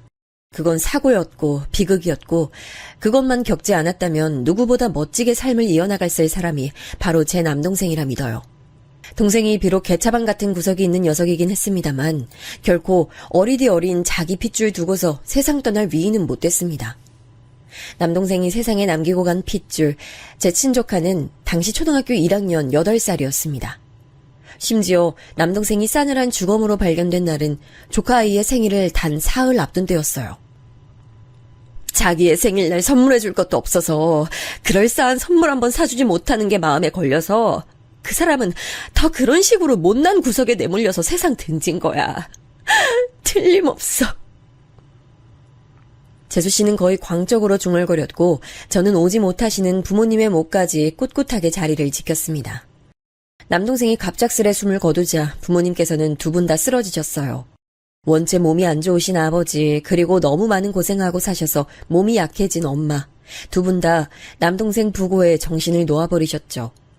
간신히 정신 차리고 현실 파악하셨던 엄마께서는 어디서 그런 힘이 나셨는지 갑자기 엄청난 괴력으로 재수씨의 멱살을 잡아 흔들기도 했습니다. 이게 다 너 때문이야. 애초에 너 같은 불길한 거 받아주는 게 아니었는데 대체 왜 내 아들이 뭘 그렇게 잘못했다고 너 때문에 세상을 떠나야 되는 거야? 너 지금 당장 내 아들 돌려내. 불쌍하고 가엾은 내 아들 살려내라고. 왜 저한테 이러세요, 어머님? 원래 그 사람 불행한 인생이었고 행복한 적도 없었어요. 그런 아들 낳아놓으시고 키워놓으시고 다 하셨으면서 왜 저한테 책임 전가하세요? 그 사람 혹시 어머님처럼 부족한 부모 만난 게 너무 싫어서 비건하다가 홧김에 세상 등진 건 아닐까 싶은데요. 그 두 사람은 남동생의 죽음으로 각자 기력이 다 빠져있던 상태였음에도 그때 서로의 머리채를 잡아뜯고 뺨을 때리고 발길질을 날리고 정말 난리도 아니었습니다. 태어나서 엄마의 그런 모습은 처음 봐서 적잖이 놀랐고요. 오로지 분노만 남아있는 재수씨 모습을 보며 모골이 송연해졌습니다. 남동생이 모든 절작 끝에 영면에 든 이후 재수씨는 넋이 빠져 있었어요. 창백하다 못해 핏기가 아예 싹 가신 얼굴로 조용히 눈물만 흘리며 지냈고 현실을 받아들이기 어려워했습니다. 하루에도 몇 번씩 남동생을 원망했다가 저주했다가 용서했다가 이런 과정을 반복하는 것 같더라고요. 사실 저는 남동생이 세상 떠나기 이전까진 재수씨의 휴대폰 번호도 못 알았습니다. 그 정도로 전혀 가깝지 않은 사이였고요. 그래서 조카하고도 간신히 안면만 있는 정도였으나 저도 모르게 조카가 걱정돼서 자꾸만 챙기고 싶어졌어요. 이 아이가 우리 집안의 핏줄이고 남동생 분신이기도 한데 잘 자라주기만 한다면 시리에 빠지신 부모님도 회복하시지 않을까? 저는 그런 생각으로 없는 형편과 양호하지 못한 건강 상태를 안고도 아이가 좋아할 만한 먹거리를 종종 사서 보내줬습니다. 재수씨가 어떻게 해서든 마음을 추스르길 바랐어요. 아이와 잘 살아가길 바랐고 당장 지금만 죽도록 힘든 것이지 시간이 흐르면 아이와 함께 어떻게든 씩씩하게 살게 될 거라고 믿어 의심치 않았습니다. 전혀 다른 결과가 저를 기다리고 있을 줄도 모르고 감히 오만한 짐작을 했죠. 예상이 충분히 가시겠지만 저희는 집이 무척 가난했습니다. 그냥 돈이 없다는 정도에 그치지 않았어요. 지금은 소아마비 환자, 보기가 아주 힘들어졌죠. 그러나 옛날엔 이런 경우를 드문드문 볼 수 있었는데요. 바로 저희 아버지께서 소아마비 환자셨습니다. 그래서 원체 거동이 조금 불편하셨어요. 가난한 집안에서 소아마비 환자로 태어나셨던 것 자체가 아주 냉정하게 표현해보자면 남들보다 인생의 출발선이 상당히 뒤에 그어져 있었던 것이죠. 모든 사람들에게 공평한 건 단지 시간뿐이라는 말처럼 인생을 시작하는 출발선까지 저마다 다르더라고요. 아버지께선 늘 가난에 허덕이셨고 열의 가득한 마음을 따라와 주지 못하는 심체를 원망하셨습니다. 그래서 한땐 술에 의존하며 사신 적도 있었습니다. 나는 애초에 글렀던 놈인데 괜한 마음 가지고 열심히 뭐라도 해보려고 들었구나 이런 생각만 들더라. 나하고 나이 비슷한 놈들이 아르바이트인지 나부랭인지 하는 일만으로도 나보다 더 많이 벌고 즐겁게 활동적으로 사는 모습이 확 눈에 들어왔을 때부터였나 많이 비관적이 됐지. 한번 우울해지니까 사람이 끝도 없어. 그래도 네 엄마 만나서 그나마 사람 굿이라고 잔 거야. 엄마께선 식당 일 하시다가 아버지를 만나셨어요. 그곳에 아버지께서 손님으로 온 것은 아니셨고 소주 공병 같은 것들을 받아가려고 종종 들르셨는데 그러면서 엄마와 안면을 트게 됐고 좋은 사이로 발전했대요. 외가 쪽도 경제적 사정이 쭉 좋지 못한 집안이었어요. 그 후로는 운마저 계속 안 따라줘서 쭉 어렵게 사셨죠. 4남매 중에 둘째인 엄마께선 일찍이 생활력이 강하셨다고 해요. 지질하게 가난한데 남한테 발등까지 찍혀가며 사는 우리 집 돌아가는 꼬라지 보면 그래 솔직히 하루에도 12번씩 모든 걸 저버리고 도망가고 싶은 마음뿐이었어. 근데 네 외삼촌 타고난 머리가 영특해서 분명히 학업을 이어갔다면 잘했을 위인이거든. 그런 오라비가 가족들 위해서 얼굴에 시커멓게 지저분한 먼지 다 묻혀가면서 밖에서 일하고 귀가하시는 거 볼 때마다 내가 마음 다 잡았지. 머리 똑똑한 오라비도 저렇게 꼭 참고 사는데 대체 내가 뭐가 그리 대단하다고 나 혼자만 먹고 살아보겠다고 도망갈 생각이나 했을까 싶더라. 가족들 위해서 안 해본 거 없이 살았는데 어느 날 나 못지않게 처절한 사람이 눈에 들어온 거 아니겠어? 참, 인연이란 게 대체 뭔지. 힘든 조건에서도 비록 방황을 오래 하셨지만 삶을 단 한순간도 포기한 적 없으신 아버지와 삶에 대한 애착이 강하신 엄마를 보며 저는 두 분께 존경할 만한 점이 있다고 생각했어요. 주위에서는 저를 두고 비웃음을 표출하기도 했죠. 너는 부모로부터 나쁜 유산자 물려받아 불행하게 인생 시작한 주제에 자기 부모 생각하고 아끼는 마음은 되게 기특할 정도더라. 부모님 안 존경하는 자식이 세상에 어딨어. 부모님 존경하는 건 당연한 거야. 이런 걸 두고 말 못되게 하지 마라. 그런 거 다 전부 너한테 돌아가는 거야. 대단한 선비님 납치셨네. 난 너 같은 놈들이 세상에서 제일 불쌍해. 아무것도 가진 것도 잘난 것도 없고 오히려 부족하고 나쁜 것만 가지고 있어서 이미 태어날 때부터 인생의 패배자 확정인데 이건 자기 처지가 얼마나 심각한지도 몰라. 그런 생각을 할 수 있는 두뇌, 지능마저 물려받지 못했기 때문이지. 그 언젠가 친구라도 칭하기도 싫은 어떤 녀석이 제게 그런 소리를 했었는데 당시에 아무렇지도 않은 척 대꾸했지만 속은 문드러졌습니다. 남들이 보기에 저희 가족이 얼마나 구질구질하고 열악한 것인지 적나라하게 체감이 됐으니까요. 또한 부모님을 존경하지 않는 자식이 바로 제 곁에 늘 있었으므로 안타깝고 답답한 마음을 담아서 그런 말을 제가 했었던 것이죠. 그건 다름 아닌 제 남동생이었습니다. 선천적으로 기관지가 약하고 자율대사가 떨어지는 저와는 다르게 건강한 신체를 타고났음에도 남동생은 늘 비관적이었어요. 가난하고 못 배워먹었고 늘 비루하다며 저희 가족을 너무나 싫어했습니다. 본인이 가족임에도 말이지요. 형, 내가 사춘기 지나면서부터 매일 하루도 빠짐없이 한 생각이 뭔 줄 알아? 세상은 참 더럽게 불공평하다는 거야. 우리 가족에겐 아무것도 주지 않았잖아. 굳이 내가 열심히 살아봤자 뭘 하겠나 싶은 생각부터 들더라. 나보다 출발선이 훨씬 앞에 그어져 있는 놈들은 인생 편하게 사는데 난 왜 아등바등하면서 살아야 돼? 똑같은 인간이고 같은 사회를 살아가는데 왜 이딴 차이가 있어야 되는 거야? 이럴 바엔 아무것도 시작 안 하는 게 가장 나아. 그게 제일 손해 안 보는 길이야. 이를 갈면서 어느 날 제게 그런 말을 해왔던 남동생은 당시 18이었습니다. 그런데 눈에 분노와 좌절과 절망이 가득했죠. 저는 선천적으로 건강하지 못해 빌빌거리며 지냈지만 그래서 한때는 건강한 남동생이 너무 부럽기도 했었지만 이런 저랑은 다르게 남동생도 자기만의 고충이 있었을 겁니다. 오히려 저보다 힘들고 괴로운 학창시절을 보냈을 테지요. 저희 형제는 슬프고 불운하게도 환경도 따라주지 않는 것에 이어서 공부머리까지 없었던 모양이에요.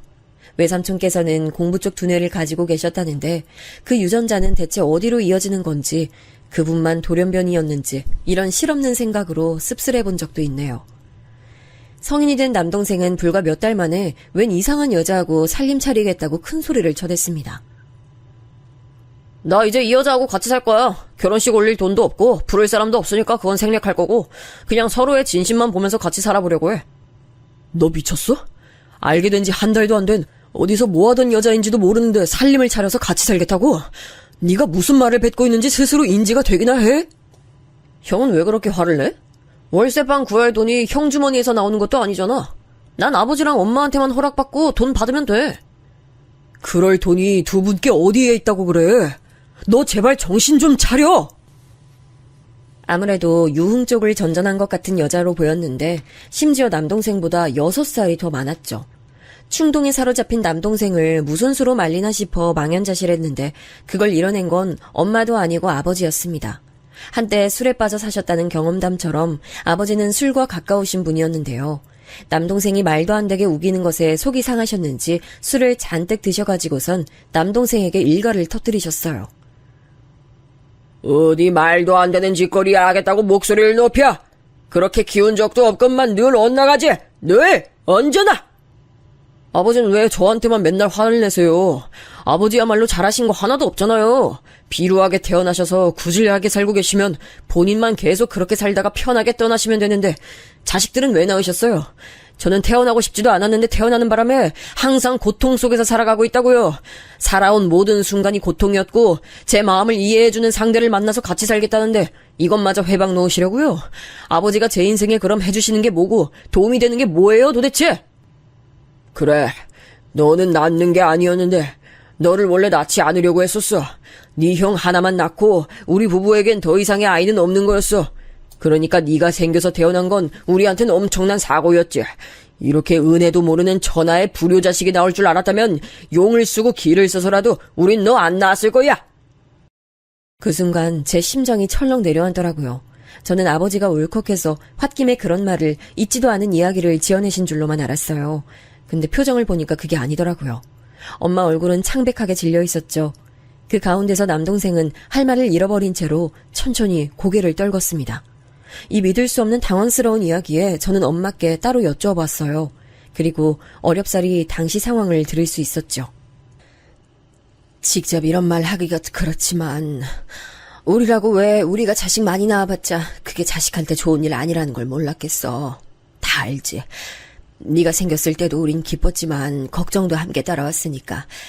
그리고 네가 건강이 선천적으로 약하다는 걸 알았을 때 죄책감이 있었어. 너무 미안하더라 너한테. 그래서 무조건 둘째는 없다고 더 다짐했었어. 하나만으로도 우린 벅차단 걸 잘 알고 있기도 했고. 근데 생각지도 못하게 네 동생이 생겨버린 거였어. 우유보다 난 바보 같은 나는 임신 사실을 무려 중기까지 나 스스로에게도 되뇌이지 않고 무시한 채 그냥 살았어. 겁이 났고 그냥 상황 자체를 회피하고 싶었지. 그러다 때가 돼서 네 동생 낳은 거였어. 힘없이 말씀하시는 어머니 이야기에 만감이 교차했습니다. 저희 형제의 인생은 남동생의 말 맞다나 고통뿐일지도 모르겠다는 생각이 들더라고요. 그토록 자기가 이 세상에 애초에 안 태어났다면 행복했을 존재라고 그렇게 여겨왔던 남동생은 적나라한 진실 앞에서 오히려 충격을 받은 듯 보였어요. 기력 하나도 없이 다니더니 집을 시끌벅적하게 만들어 놓았던 그 이상한 여자하고는 헤어졌습니다. 다행인지 불행인지 남동생이 스스로의 성질에 못 이겨서 그 여자하고 미친 듯 싸우더니 그대로 갈라섰어요.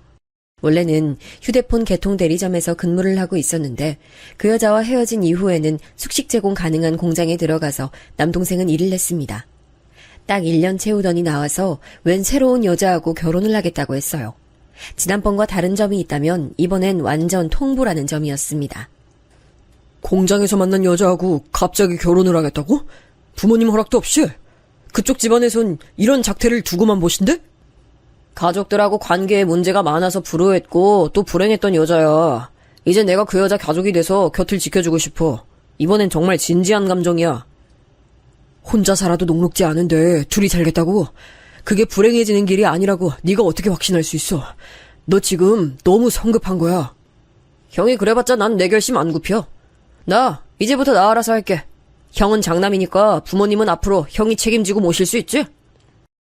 알아서 한다던 남동생은 집에서 오만 살림을 다 챙겨 나갔습니다. 아주 작은 쓸모라도 있고 돈이 되는 건 무조건 챙겼어요. 그 기세에 넘어가 버리고 만 부모님께서는 골머리를 앓으셨죠. 남동생 부부에겐 금세 아이가 생겼습니다. 그 소식을 접하고 난 뒤에야 저는 재수 씨하고 처음 대화를 나눠봤습니다. 이것저것 많이 사오진 못했지만 여기 과일 정도는 잘 드실 것 같아서 좋은 걸로 사왔습니다. 냉장고에 시원하게 뒀다 드세요. 감사해요, 아주버님. 뱃속의 아이도 과일 무척 좋아할 거예요.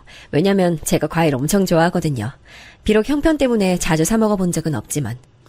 과일 좋아하시는군요. 잘 됐네요. 좋은 걸로 골라서 사온 보람이 있습니다. 맛있게 드시면 좋겠어요. 태교 잘하시고요. 네. 저는 아이가 부디 자기 아빠 쪽 말고 엄마 쪽 닮았으면 좋겠어요. 전 적어도 간호사 실습 나갔을 정도까지는 머리가 따라주는데 아이가 저를 전혀 안 닮았다고 상상해보세요. 자기 아빠, 할아버지, 할머니, 큰아빠를 아이가 고루고루 닮았다고 생각만 해도 너무 소름 끼치네요. 재수씨가 그런 말을 하면서 한쪽 입꼬리만 당겨서 피식 웃었을 때 공교롭게도 저는 부부가 아주 일심동체라고 생각했습니다. 유유상종, 끼리끼리라는 말이 괜히 있는 게 아니더라고요. 재수씨는 단지 말을 배려심 부족하고 무례하게 뱉을 뿐만 아니라 그 안에 자기의 뒤틀린 심사를 담아 말을 했습니다. 그러니까 제 남동생 못지않게 불행으로 점철된 유년 시절을 보내왔다는 얘기였죠. 가출을 일삼는 부모 밑에서 자라온 재수씨는 늘 불안정했다고 해요. 그런데다가 성인이 된 지 얼마 안 됐을 때 지인으로부터 사기를 당해서 빚까지 생긴 사람이었죠. 그런 배경을 알고 나니까 왜 남동생과 재수씨가 서로를 만났는지도 이해가 됐고 날 세우는 재수씨의 태도도 이해가 되더군요. 부디 잘 살기만을 바랐어요. 태어난 아이가 무척 건강했기 때문에 더욱 바람은 깊어졌고요. 손자를 모신 것에 부모님께서도 무척 기뻐하셨고 일상의 활력으로 삼으셨습니다. 그러나 습관으로 굳어진 가난이란 극복하기 어려운 것이었나 봐요. 아이 키우면서 그렇게 잘 사는 줄로만 알았건만 남동생과 재수씨는 늘 형편이 어려우니까 예민해서 자주 싸운 모양이었습니다. 애정보단 애증의 부부가 아니었을까 하는 짐작이 들어요.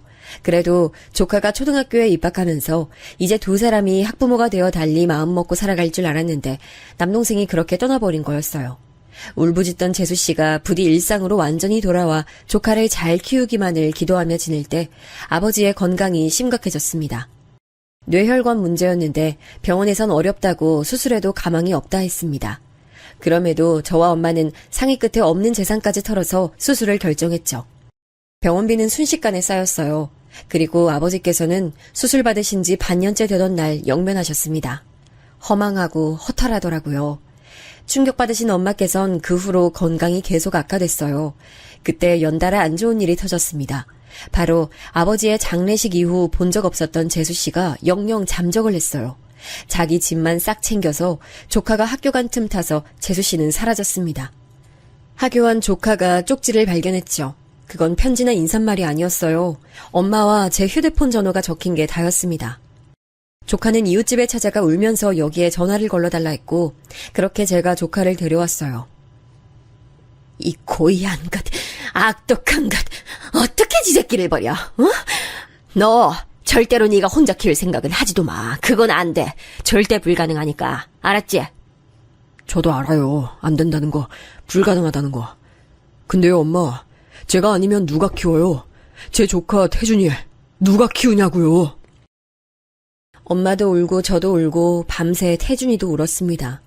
많은 고민이 있었고 제발 재수씨가 돌아오길 빌었지만 해결되는 건 없었어요. 결국 제가 태준이를 키우는 방법뿐이었죠. 어디 보육시설에 보낼 게 아니라면 무조건 제가 키우는 거였어요. 사촌동생쯤 되는 것도 아니고 제 유일한 친조카, 아주 가까운 사이였으나 그럼에도 아이를 키우는 건 정말이지 엄청난 인내심을 요구하는 일이었습니다.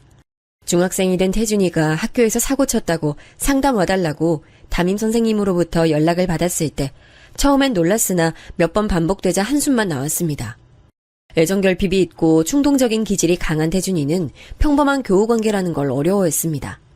이런 아이를 제가 끌고 어떻게든 나아간다는 건 죽을 맛이었죠.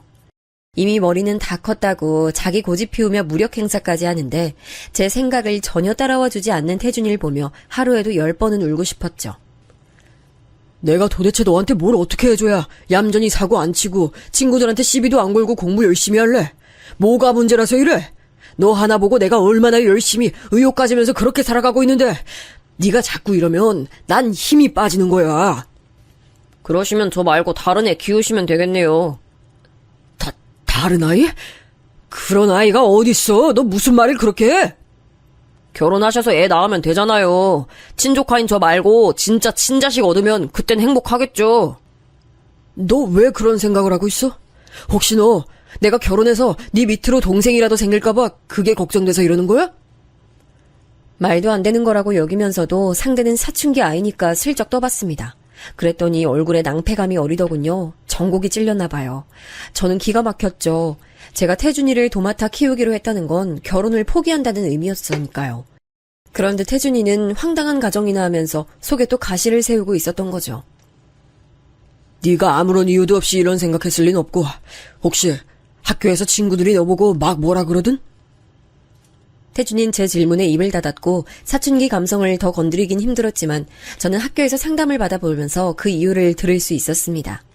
담임 선생님께서 학생들 사이에서의 일을 어느 정도 알고 계시더라고요. 제가 미혼인데다 아이도 없으므로 이제 언제든 반드시 결혼해서 친자식을 볼 것이고 그러면 태준이는 어디 멀리 기숙사 학교로 보내지거나 방치되는 결말을 맞을 수밖에 없다고 심보가 못된 아이들이 태준이에게 그런 얘기를 날린 모양이었죠. 그래도 오해가 꼬인 매듭의 지점을 알 수 있어 다행이었습니다. 제가 태준이를 앉혀놓고 정확하게 알려줬어요. 태준아, 난 이미 2년을 떠나보냈기 때문에 절대 결혼할 생각 없고 널 위해서라도 난 애 볼 생각 없어. 너 하나 보는 것도 힘들고 벅찬데 여기서 내가 뭘 또 추가하고 살겠어? 네가 생각하기에도 그렇지 않아? 그럼 앞으로도 저랑 계속 같이 살아주실 거예요? 저 안 버리실 거예요? 우리 태준이가 사춘기 한번 거하게 지나가는구나. 그래, 이 녀석아. 난 너 절대 버릴 생각 없어. 네가 버려달라고 사정을 해도 안 버릴 텐데 왜 그런 쓸데없는 걱정을 사서 하고 있어. 방황하고 떠돌면 아닐 시간에 교과서 한 장이라도 더 봐. 너 보고 공부 박사 되라고는 하지 않아. 다만 적어도 네가 할 수 있을 만큼 공부에 최선은 다했으면 좋겠다. 알았지? 태준이는 울컥한 얼굴이 되어서 눈물을 참으며 고개를 열심히 끄덕였어요. 지금 이게 효과가 얼마나 갈진 모르겠지만 그래도 당분간은 사고 안 치고 조용히 학교는 다녀주겠지 그리 생각했습니다. 하지만 이게 웬일인가요? 태준이는 그 이후로 책상에 엉덩이 딱 붙이고 공부에 매진하는 모범생이 돼버렸어요. 공부에 기초가 부족한지 항상 개념 설명만 밑줄 치면서 암기하고 있는 모습이 태반이었지만 어떻게든 공부를 열심히 해보려는 것 자체가 제겐 엄청난 감동이었죠. 그리고 깨달았습니다. 저는 그저 사춘기의 태준이가 심적으로 잠시 불안정해서 제 결혼이나 친자식이 생기는 걸 걱정한 줄로만 알았는데 그게 아니라 태준이는 정말 심각하게 그 문제로 끙끙 앓아왔던 거였어요. 늘 사랑, 애정, 관심, 도움, 보살핌 이런 것들을 온전히 가져보길 원했던 태준이는 경쟁자가 생기는 게 너무 두렵고 무서웠대요. 그게 깔끔하게 해결되니까 전에 없이 공부에 열을 올리게 된 거예요. 그저 열심히 공부하는 습관을 들이는 것만으로도 행복하다고 저는 그렇게 여겼는데 시간이 좀 지나고 몸에 소름이 돋을 만큼 놀랐습니다. 태준이 네가 이번에 시험에서 7등을 했다고? 아이 성적이 이렇게 나오는 거야? 반에서 7등이라니 대견하다. 네? 아닌데요. 그거 전교석차예요. 반에선 2등 했어요. 뭐라고? 그러면 네가 전교에서 7등이란 소리야? 잠깐만. 네가 원래 늘 반등수로 뒤에서 7등 정도 하는 성적 아니었어? 근데 전교권에서 노는 성적을 받아왔다고? 야, 나는 창피한 얘기지만 공부엔 문외한이라 잘 모르는데 암만 그래도 이건 너무 대단하다 못해 심각한 반등 아니야? 태준아, 이거 정말로 네 머리로 네가 시험 문제 풀어서 받은 성적 맞아? 그럼 제가 했지 누가 했겠어요. 제 시험 대신 쳐줄 사람도 없고 답지 보여줄 사람도 없어요. 저 그렇게까지 돈독한 친구도 없거든요. 그런 친구 없다고 자랑스럽게 얘기하는 저 독특함을 보니까 제 남동생의 핏줄이 확실했습니다. 그때 생각나더라고요. 엄마께서 그러셨죠. 외삼촌께선 그런 열악한 집안이었음에도 공부 잘하는 게 두드러질 만큼 머리를 타고나셨던 분이었다고요.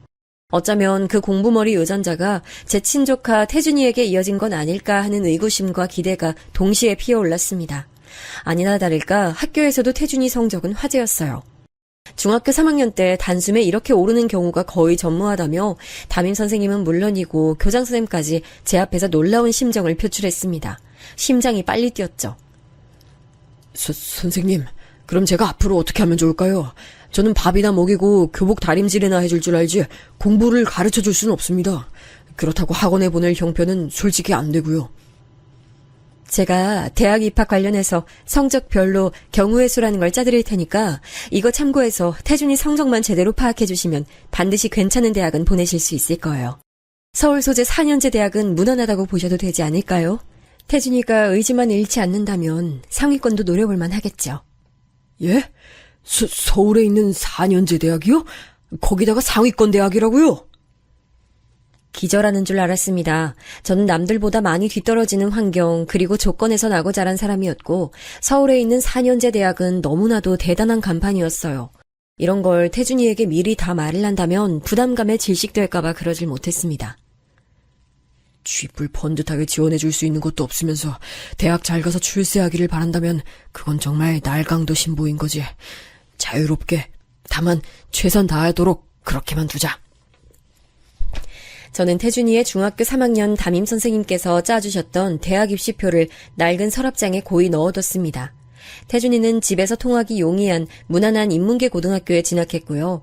저는 이때 엄마께서 시설에 입소하시게 됨에 따라 많은 신경을 썼고 있었습니다. 일상생활이 어려워져서 시설로 들어가는 엄마의 모습을 보니 정말 이루 말할 수 없이 착잡한 마음이 들더군요. 깊은 상념에 빠져 한동안 심란했는데 그러던 어느 날 제가 문득 서랍장을 열어봤다 고개를 갸웃했어요. 대학 입시표가 제가 접어놨던 모양과는 다르게 접혀져 있더라고요. 저는 종이를 접는 습관이 일정하기 때문에 바로 알 수 있었습니다. 아무래도 태준이가 이걸 본 모양이었는데 따로 물어보진 않기로 했어요. 저는 그래픽 검토하는 일감을 늘려가며 더욱 일에 매진했습니다. 태준이 대학 보내려면 한 푼이라도 더 벌어야 했어요. 남들이 새 옷 사입고 놀러 다닐 때 우리 태준이만 아르바이트를 내내 전전하도록 할 수는 없었으니까요. 그렇게 정신없이 저는 저대로 태준이는 태준이대로 최선을 다하며 지냈습니다. 그리고 고3이 된 태준이가 받아온 모의고사 성적표를 보고 저는 눈을 한참 비벼야 했어요. 가뜩이나 모니터 자주 보시느라 눈도 안 좋으시면서 왜 그렇게 세게 비기세요? 그러다 눈 빠져요. 내가 지금 눈 안 비비게 생겼어? 아니 태준아, 내가 글자를 잘못 보고 있는 거니? 그러니까 이 한 자리 숫자가 등급이라는 건데 가장 좋은 게 1등급이잖아. 받기 힘든 거고. 근데 네가 지금 모든 과목이란 과목에서 전부 1등급을 받았다는 거야? 네. 지난번까지는 전부 1등급 받아본 적은 없었는데 이번이 처음이에요. 아무래도 이제 진짜 감을 제대로 잡은 것 같아요. 앞으로 제대로 해봐야죠. 지금도 엄청난데 대체 뭘 제대로 해본다는 건지 저는 성적표 종이의 내용이 믿기지 않아 자꾸만 보고 또 보고 반복했죠. 학교에 가서 선생님과 입시 상담을 한 차례 받아보니 그제야 실감이 났습니다. 선생님이 비장하게 말씀하시더라고요. 알고 계시죠? 태준이 천재예요. 그것도 가장 보기 드물고 또 무섭다는 노력형 천재요. 타고난 것에 노력까지 더해서 공부를 하더라고요. 근데 성격 보면 절대 유순하지 않고 오히려 좀 반항기가 있던데 그런 급한 성질머리를 누르고 공부에 매진한다는 것 자체가 태준이 녀석 정말 대단해요. 제가 그 말씀을 듣고 눈시울이 붉어졌어요. 너무 고맙고 대견하고 미안해서요. 해준 것도 없는데 왜 그렇게 열심히 잘하는 건지 제가 태준이에게 물어봤습니다. 머리도 타고났는데 그렇게 열심히 노력까지 하는 이유가 있냐고 말이죠. 그렇게 공부가 좋냐고도 물어봤죠. 그랬더니 머뭇거리면서 의외의 답변을 내놨어요. 공부가 재밌긴 한데 좋진 않아요. 금방 흥미가 떨어지거든요. 근데 제가 좋은 대학 가서 성공하는 게 우리 세 식구 가장 빠르고 확실하게 잘 살 수 있는 방법 같아서 그래서 노력하는 거예요. 우물쭈물 태준이가 뱉어낸 진심에 기어이 눈물을 훔쳤습니다. 다름 아닌 새 식구라는 대목이 저를 울렸어요. 저 태준이 그리고 시설 들어가신 엄마 이렇게 세 사람을 태준이는 말하고 있는 거였죠. 뭐라고 형용할 수 없는 감동이 있더라고요. 대학 입시 기대보다 못해도 돼. 망쳐도 돼 태준아. 절대 걱정하지 마. 네 뒤엔 늘 내가 있어. 그러니까 끝까지 부담 갖지 말고 최선만 다해. 그러면 되는 거야. 저는 진심 어린 말을 건네주며 그날 모처럼 태준이와 한참 얘기를 나눴어요. 별별 얘기 다 했었네요. 심지어 재수씨 얘기도 나왔었죠. 태준이는 자기 엄마에 대해 이제 별다른 깊은 감정이 없는 건지 전혀 동요하지 않았습니다. 자기 엄마가 어디서든 그저 잘 살기를 바라는 듯해 보여서 그 성숙함에 제가 되려 당황했네요. 욕심 안 내도 된다고 했지만 태준이가 바라는 기준치만큼의 성적은 나오기를 속으로 간절히 기도했어요. 가난하고 초라한 형편임에도 이것을 탓한 적은 한 번도 없는 착한 태준이가 그만한 값을 돌려받기 바랐습니다. 그리고 이윽고 기적 같은 글자를 봤어요. 너무 믿기 힘들어 제가 멍하게 있으니 태준이가 직접 말을 해주더라고요. 저 서울대 합격했어요. 그것도 아주 전도 유망하고 인기 많은 전공으로요. 앞으로 제가 성공길만 걸어볼게요. 서울대학교라는 글자를 손끝으로 매만지며 저는 세상을 떠난 남동생 그리고 아버지를 생각하며 울었습니다. 하늘에서 부디 이 광경을 보고 두 사람이 있기를 간절히 기도했어요. 반드시 보고 있을 거라고 그렇게 믿고 있었습니다. 기적을 본 기분이었죠. 저 같은 사람에게 서울대는 마치 다른 세계에 존재하는 이름이었거든요. 그런데 태준이가 당당히 그곳에 입학했다는 게 너무 신기했습니다. 솔직히 고백하자면 저도 사람인지라 속으로 태준이를 괜히 맡았나, 내가 능력 밖의 일을 저질렀구나 이런 생각 몇 번 했었습니다. 그러나 저마저 이 손을 놓아버리면 태준이는 앞으로 평생 자기 손을 잡아줄 누군가를 기다리기만 하면서 굉장히 외롭게 살 거란 예감이 있었어요. 아니, 거의 확신이었죠. 그래서 그 손 놓을 수 없었고 그렇게 버텼습니다. 가끔 충돌하면서 감정 상하고 얼굴 붉히는 일도 있었지만 어찌됐든 모두 가족이라는 울타리 안에서 해결 가능한 것들이었죠. 서로가 가족인 것에 감사했습니다. 태준이가 대학교 입학 후 첫 시험 기간을 보냈을 때 기념으로 나들이를 갔어요. 시설에 계신 엄마를 모시고 함께 외출했습니다. 하늘에 구름 한 점 없이 날씨도 좋았는데요. 엄마, 저 태준이 이렇게 셋이 가족 사진도 찍었습니다. 너무 잘 나와서 액자로 기어이 걸어뒀죠. 그 외에도 제가 태준이랑 둘이 찍어온 자잘한 사진들이 꽤 있었는데요. 문득 그 사진들을 빤히 들여다볼 때가 있었습니다. 그럴 때면 반드시 이런 생각을 하곤 했죠. 그놈 누가 키웠는지 몰라도 참 반듯하고 멋지게 잘 키웠다. 맡아서 키우겠다는 내 선택과 결심이 100번 1000번 옳은 것이었구나. 인생은 무슨 의미로 사라질까요?